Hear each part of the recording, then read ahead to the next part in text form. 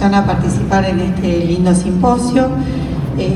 Creo que desde que empezamos medicina, que venimos escuchando que los diabéticos tienen más infecciones que la población general, pero repetíamos esto sin conocer los mecanismos moleculares o qué hay detrás de todo esto, y bueno, me voy a meter en esto y voy a tratar de contarles un poco de los avances en relación a este tema.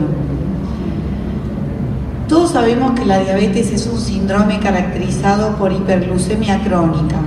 Este estado de hiperglucemia crónica determina justamente la mayor predisposición a las infecciones, particularmente en aquellos diabéticos que están mal controlados.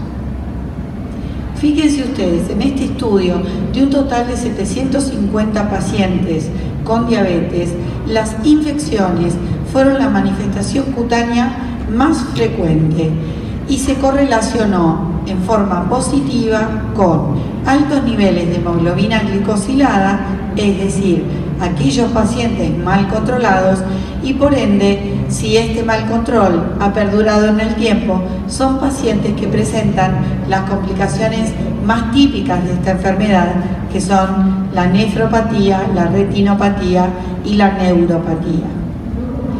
Generalmente las infecciones en este grupo de pacientes son más severas, recurrentes y sobre todo muchas veces resistentes a los tratamientos que instauramos en la población general.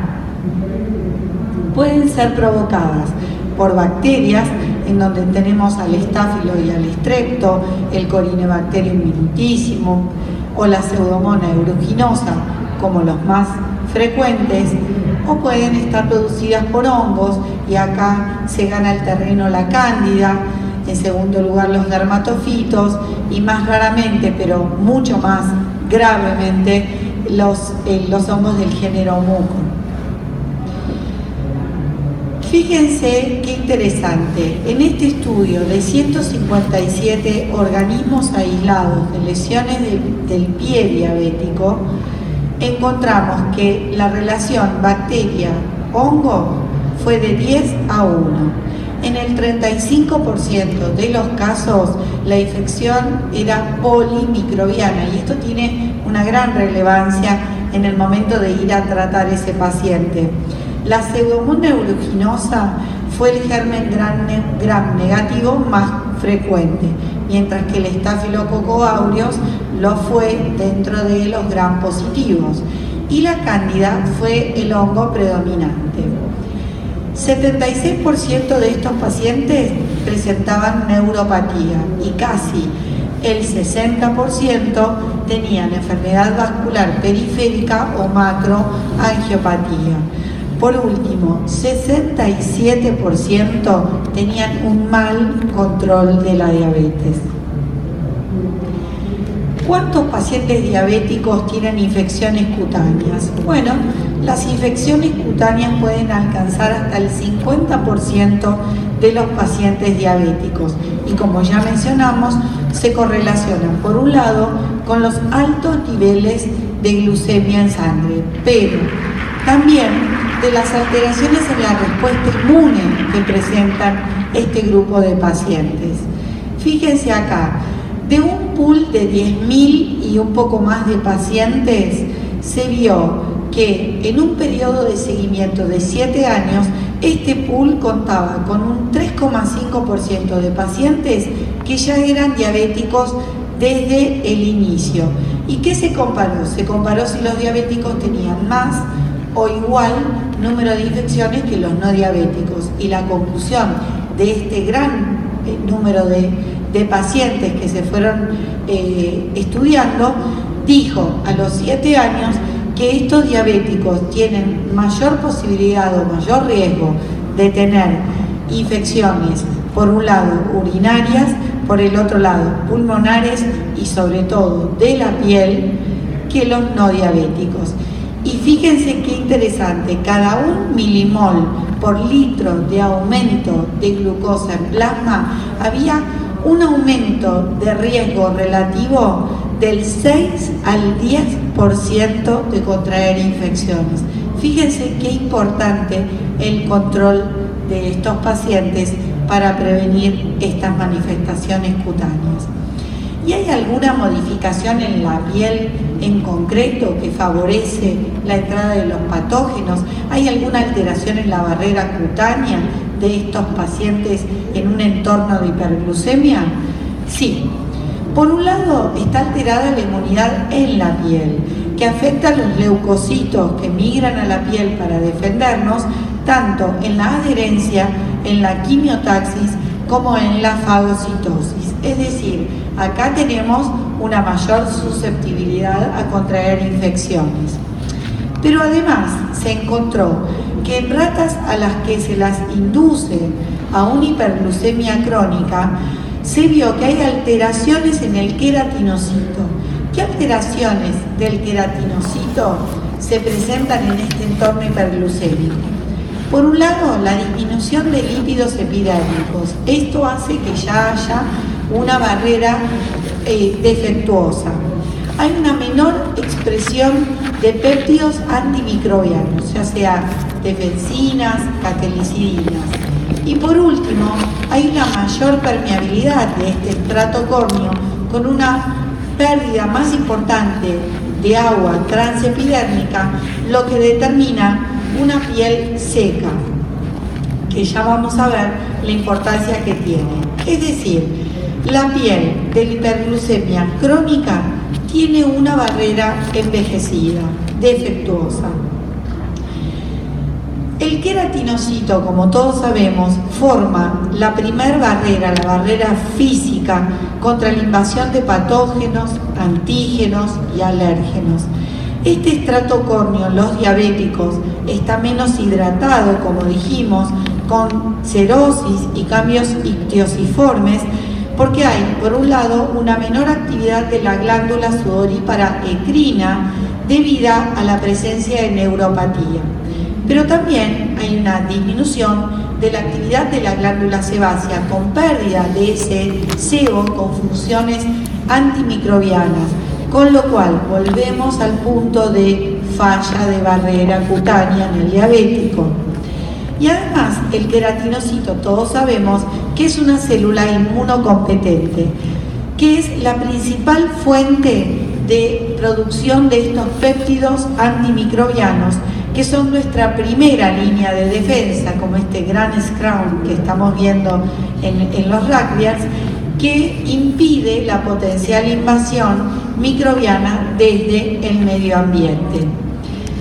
Estos péptidos antimicrobianos, que son dentro de lo que hay en el humano los más importantes, las defensinas y las catelicidinas, vemos que fallan.